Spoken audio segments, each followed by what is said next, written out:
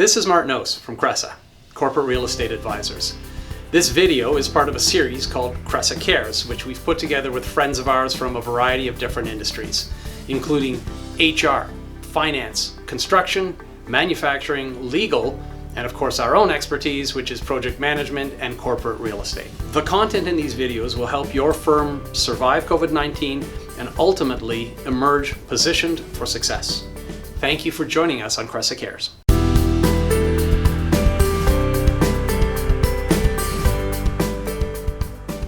Hi, I'm Lynn Owen. I'm with Cresa Ottawa Project Management, and Martin Ose and I are here today to just have a little chat. And what we wanted to talk about is what kind of things you can be thinking about or can be doing if you've already signed a lease. So you're in your existing space, you've signed a lease for new exciting home for your office, and you have renovations to do between now and then. And, you know, in this time of uncertainty and with construction shutdowns and manufacturing shutdowns, we're hoping we can help you navigate through that, maybe give you some ideas about what you can do to just sort of alleviate some of the anxiety and move forward with your projects. What can I do in terms of just these two leases that I have right now and not knowing, can I get my space ready to move in based on the obligation that I have with my new landlord? And if not, you know, is there anything that I can do with my existing landlord to help give me more time? Sure. And I think I'll give you an answer on it. I think there are a few parts to the answer, but I think the first part to the answer is, of course, most leases have a financial penalty for overholding. Either you're paying an additional 50% of your normal monthly net rent or an additional 100%, which basically means double rent for the period that you're overextending. So one of the clearest and most obvious things you can do is deal with your landlord, your current landlord, to extend. We're not talking about us having a right to do that. We're asking the landlord not to enforce its right to give us punishment rent. So that's, I think, one of the most obvious things that we can do. But then there are other things to do with the new space that you can do to, I guess, create some wiggle room. I think you might want to comment back on this one, but if you can put off some of the construction. So if the space is livable, as a perfect example, it's livable right now and you could get away with putting down maybe some carpet or maybe just living with it as is. And that's certainly one thing you can do to push the project out until the COVID issues have gone away. Mm-hmm. And I think that's a really good point, Martin, is, you know, kind of investigating all of the contingency plans available to you. Yeah. Right? And there's pros and cons to each. You know, yes, you can move in and, you know, bring your existing furnishings, and that might be the path of least resistance and, you know, the right way for your company to go. But the thing to keep in mind is that at some point you're going to want that space to be your space. You know, you've signed on for a 10-year lease and you probably have some vision of what you want that space to look like. So you'll still need to understand what the impact of that decision is. So the impact of that decision is, okay, at some point I may have to get people out again in order to, you know, meet my vision of the space. So yeah, I think it's a great contingency plan, but any contingency plan, you need to understand the risks of them. No, fair enough. I guess the other contingency is very good. It's a good way of, that's probably a document or a white paper. But the obvious contingencies that we're all experimenting with right now is work from home. You know, we're doing it right now. You may realize that it's not fatal to stay for another 4-month period, 2-month period while the construction is done on the new space. Mm-hmm. Boy, that can forestall the whole paying for overholding in space. It carries the additional bonus of it being free. Yeah, and it's interesting because I do have a client who said just that is, you know, although it looks like we're going to meet our target based on other contingency plans or other planning that we're putting in place, but it sort of has relieve the anxiety of what if we don't get in on time? Well, you know what? We just figured out we can do this, and it's pretty. Yeah. Yeah. Not that anybody wants to prolong this. Yeah. But it's in the bucket, right? It's part of the contingency planning for sure. Sure, and it might be that, I mean, if there's a mission critical part to the new space, maybe you need the data center built out, or maybe you need something built out. It's also possible to stage the construction. So the stuff that has to be in place the day your lease ends at the old location, maybe that can be built, but you stage the balance of the space so it's built 6 months later as another possibility. Exactly. The other contingency, the other valve that most landlords will have right now is swing space. So if it's not acceptable to have people continue to work at home or to work at home, many landlords will have another building or even a suite in the building that you're considering, and to actually park yourself in that space for a few months. A very easy way for the new landlord to accommodate you as you wait for your construction to get finished. I think one of the other things that you mentioned too is even looking at that new lease as well, in terms of, so most leases will have, a fit up period and when the occupancy actually starts, which is after construction, right? That's when you start paying your rent. So the notion of even renegotiating that lease where it's still whole for everybody, but maybe it means that the lease gets pushed out another 3 months or something. Is that something that is? Certainly, if you're so far down the road that you're actually renegotiating, that's one. I guess if you want us, if we can step it back and think about where things might be and where a project might be for somebody. Yeah. If they're early enough in the discussion and they're working from an offer, they're working towards having a lease. As long as the offer is a non-binding offer, then it's quite possible to insert language now that basically talks to COVID-19. Done deals now where we've inserted language. In fact, it's come both ways. Both the landlord and the tenant want lease language that says if COVID-19 creates delay, then we all agree to just push the dates by whatever amount is possible. Right. So everything gets pushed out like it's, yeah. Exactly. Commencement, your early occupancy construction period, your commencement date, your option to terminate if you're negotiating for one, and of course the end of the lease date. Everything would be plus 3 months. Okay, so that's great. So those are all the kinds of discussions that might be able to be happening with your landlord. But let's also talk about how you can, you want to get the project rolling, or you're not sure if you should get the project rolling because a certain amount of being paralyzed about knowing what to do. So I think we can talk a little bit about what you can be doing in terms of moving a project forward and how you can put yourself in the best position possible when the time comes that construction can start again. Because that's the big, manufacturing and construction are the big things that are hindering moving projects forward. But there's an awful lot of work that has to go on before you even get to that stage. No, that's a very good point. So I think, we've heard it. Nobody really knows what's going to happen because this is our first time through a pandemic. We don't know how things will unfold. But we're hearing some people in construction and even some project managers who are saying there's going to be a real pinch in the construction process because you have 3 months worth of construction, maybe more, that's been put on ice. That is all coming online at the same time as the next 3 months worth of construction. And there are only so many people to do that construction. So the pundits, the nervous folks out there are worried that people who are trying to get a project launched in 3 months are going to be fighting for trades. They're going to be fighting for a GC. They're going to basically fighting for talent and supply that are going to be necessary to do their construction project. So I think one of the things that your team can get out of and can help people get out in front of this with is the idea of putting together your team right away.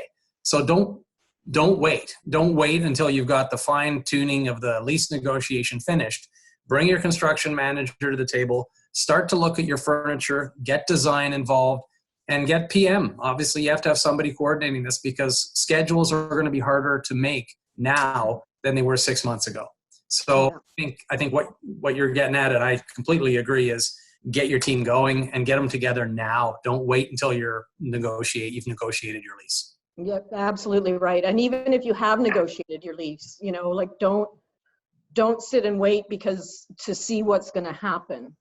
So much, typically in a project, you talk to any architect or designer, the design phase always gets squeezed. It's sort of a double-edged sword for sure, but there's time for planning and for being able to pay attention to the whole project. It's always difficult for any company, as enthusiastic as you might be, to be designing your new office and getting involved in that. It's often a case where it's overwhelming because there's just so much. In this phase of any project, that's where the client is most involved. So being able to do that now, getting the right team in place and getting a really good solid team, and as you say, bringing a construction manager in has all kinds of benefits, which I'll go into. But so much can be happening right now, even in terms of assembling the team. You can issue requests for proposals from architects and engineers. You can, now with Zoom, like we're doing, or Ring Central, or all kinds of applications. It's doable to run this phase of a project without having to be face to face. I mean, I'm doing it on a few projects, and it's very, very effective. No, we're not in the same room, but we can file share, we can look at drawings together, we can send samples, and, all kinds of things can be happening very effectively.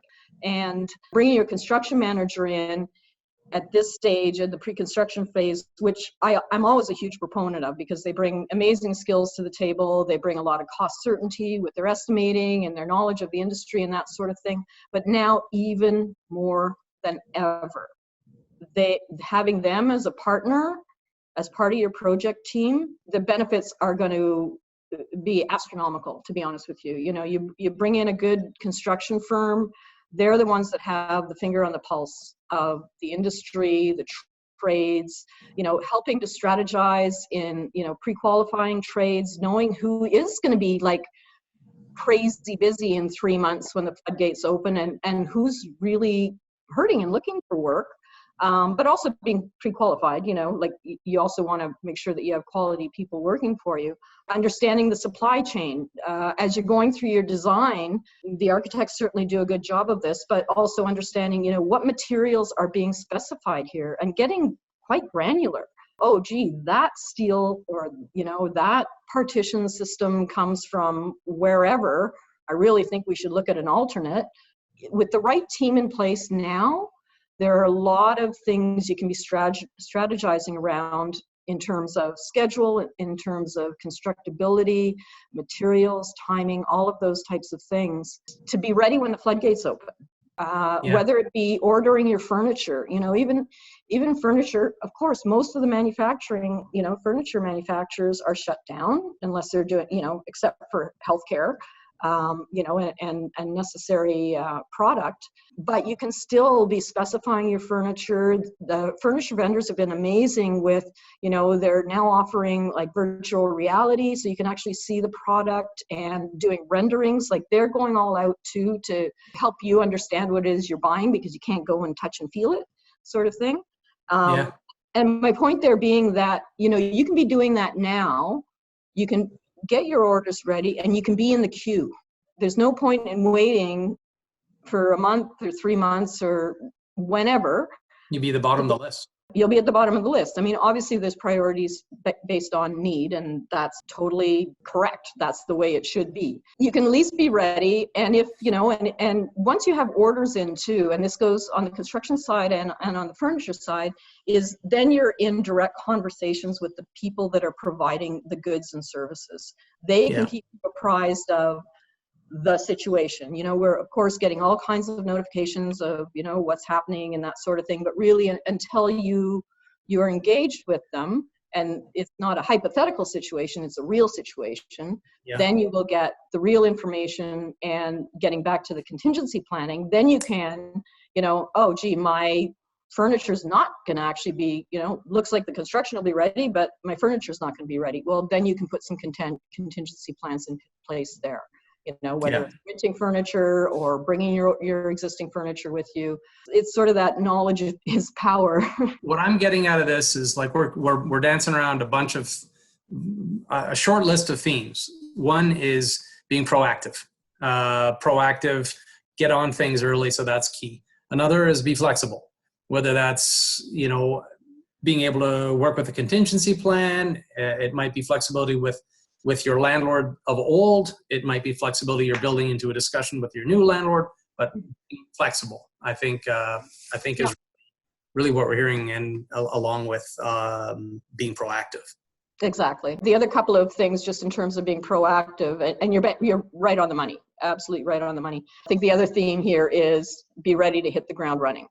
And there's two other things that you can do as far as that goes, and that's getting your permit drawings into the city. Permit drawings don't need to be as complete as a full construction set of drawings. The permit, and I'm not going to go into the detail, but it's sort of a subset. You don't need all the details of what color's my paint and what's this light fixture and that sort of thing. So prioritizing getting your permit drawings in with your consulting team is also key, because there is already a delay. The city, at least in Ottawa, I don't know who else, what it is in other cities, but in Ottawa. I have to ask you a question there. So if someone submits permit drawings, and then as the month goes by, they realize, oh, I probably should have made the boardroom bigger. If they have a change after they submitted the permit drawings, do they have to start again? Like what does that do to the process? Well, it's not ideal. It is a bit of a stop and start, and it depends on the extent of it. So permit drawings are really primarily concerned with safety code and fire code. If you're moving a wall 6 inches, it's going to be fine.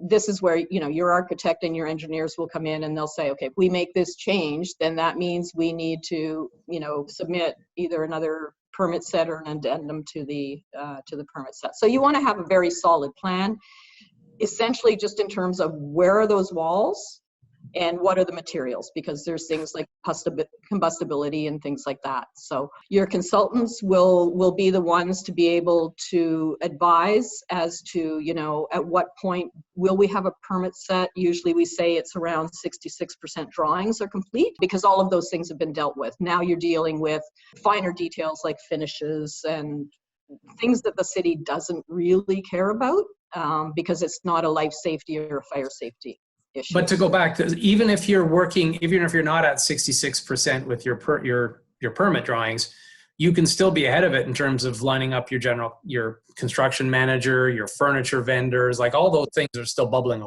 away. Oh yeah, no, I mean that's the thing. One is getting your team together. I mean, you have to have that, because you're not going to be able to develop your drawings. That needs to be in place first and foremost, and then then that team works towards getting those permit drawings and ultimately your tender and construction drawings done. So if I was to ask you, who would you call if you've got a deal put together and you're coming down towards the end of your lease and there's a construction project coming? Who do you talk to? Well, I mean, I don't even want to answer that question, because the answer is a project manager, and I really don't want this to be an opportunistic. I thought you were going to say a real estate broker. No, you have that. You've already got your lease. No. I mean, I think certainly in these times, I mean, I think you should bring in a project manager, because they're going to help assemble the team. So, the first people that you bring on the team is definitely your designer or architect, because you need to have some sense of the scope of the project before you can start going out and request proposals from engineers or construction managers. So I will. I'm gonna throw in. I'm sticking with my earlier point. I think it's really good to bring in the person who negotiated with you for the deal, your representative broker, because they will know what kind of flexibility you have with the current landlord, and they're going to know what kind of flexibility you can have with the new landlord. They'll know the landlords. So I would say, in parallel with grabbing a PM and a team on the construction and design side, I think a very close second is calling the broker who helped you negotiate the deal. Yeah, and actually, you know what, Martin, it is a really good point, because typically, like, we know the way that we work, we're very integrated in terms of PM and real estate. So I kind of don't think about that, because I'm already talking to you guys and I already know what's going on. if it's one of those clients sort of thing.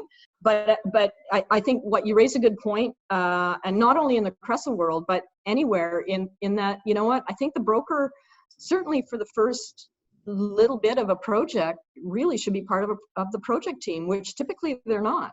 And I think that that's something new, and I think that that's a really great idea. They should be at the table, and even just listening to what's going on and what the challenges are, and what they can do to help.